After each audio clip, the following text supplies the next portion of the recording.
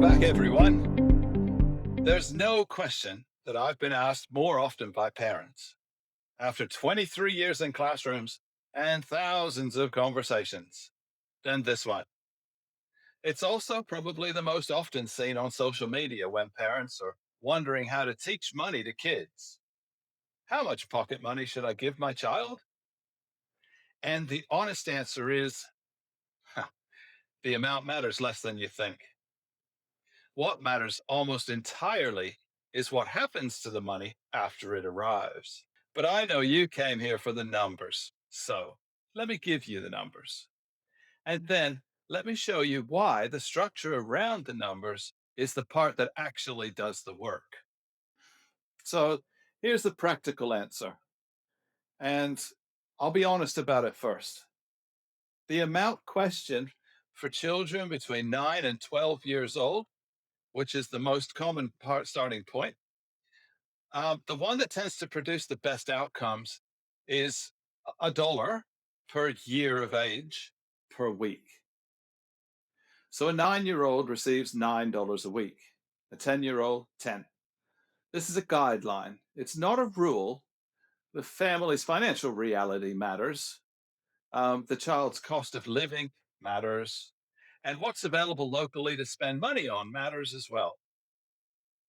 What I can tell you from observation is that the amount needs to be large enough for the child to make real decisions. Too small, and the spend jar sees zero before the end of every week, which kills the motivation.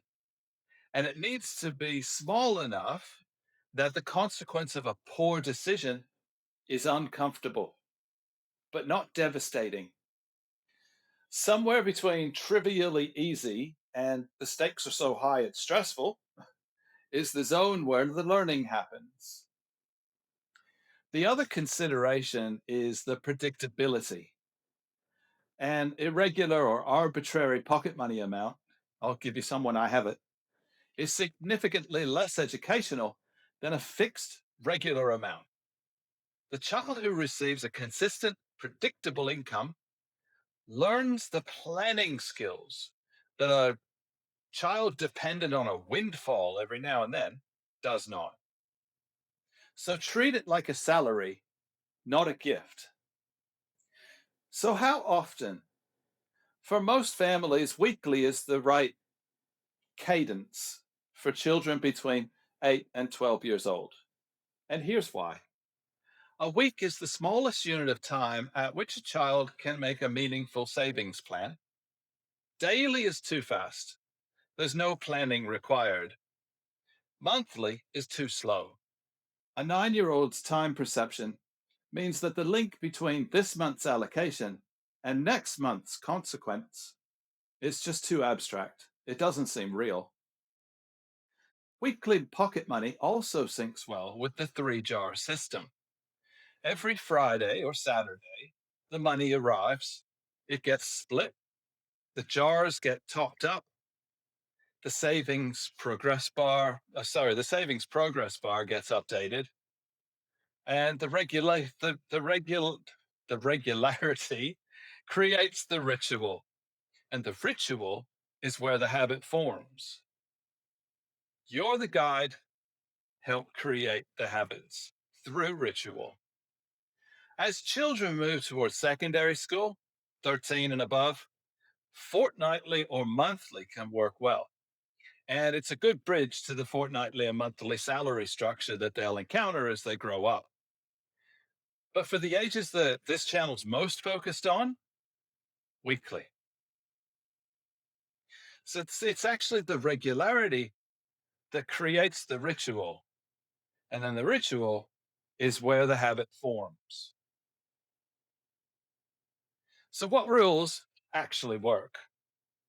Well, let me give you 6 that I've observed producing the most consistent positive outcomes across hundreds of families. Rule number 1: pocket money or allowance is unconditional. It arrives because the child is a member of the family and is old enough to be learning about money management, not because they did chores, not because they were well behaved. Chores earn something else: gratitude, trust, family contribution. Pocket money, however, is a financial education instrument. Let's keep them separate. Rule number 2: what's in the spend jar is theirs to spend. No commentary, no veto, no, are you sure? Their choices in the spend jar teach more than any advice ever will. So stay silent and stay curious. The third rule is the save jar goal is their goal, not your goal. You can suggest, you cannot insist. A child saving for something you consider frivolous is still saving, and they're practicing the skill with motivation that you cannot manufacture. Fourth rule: the give jar destination. It's their choice. Same principle. Ownership of the decision is the education. Rule number 5: never loan from next week's pocket money. If the spend jar is empty, it's empty. As caring parents who have the money to give, this rule is the hardest to enforce and the most important. Every loan from next week removes the consequence that is the lesson. Really caring parents act as guides through parenting, not friends looking for validation. They will love you more if they don't see you as changeable, but firm. In addition, rescuing doesn't create self-empowerment. It creates reliance and a poor me attitude. Caving in to giving out more money will also become expected and influence their decision-making in the future.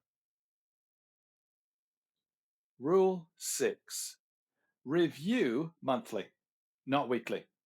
A monthly check-in, not an audit and not an assessment, just what do you notice about your jars, is enough to build the self-observation habit. Weekly reviews create anxiety. Monthly creates reflection. Your question for this video: which of these 6 rules do you find the hardest to follow? I have a strong suspicion about which one it is, but I'd rather hear it from you. Tell me in the comments. The answers always tell me what to make next. If you made it this far in the video, I consider you an Adventure Club mate. If you got value for your time and aren't subscribed yet, hit subscribe, click for notifications, share with your friends, and I'll see you on the next installment, Tuesday and Thursday, every week. Until then, see you.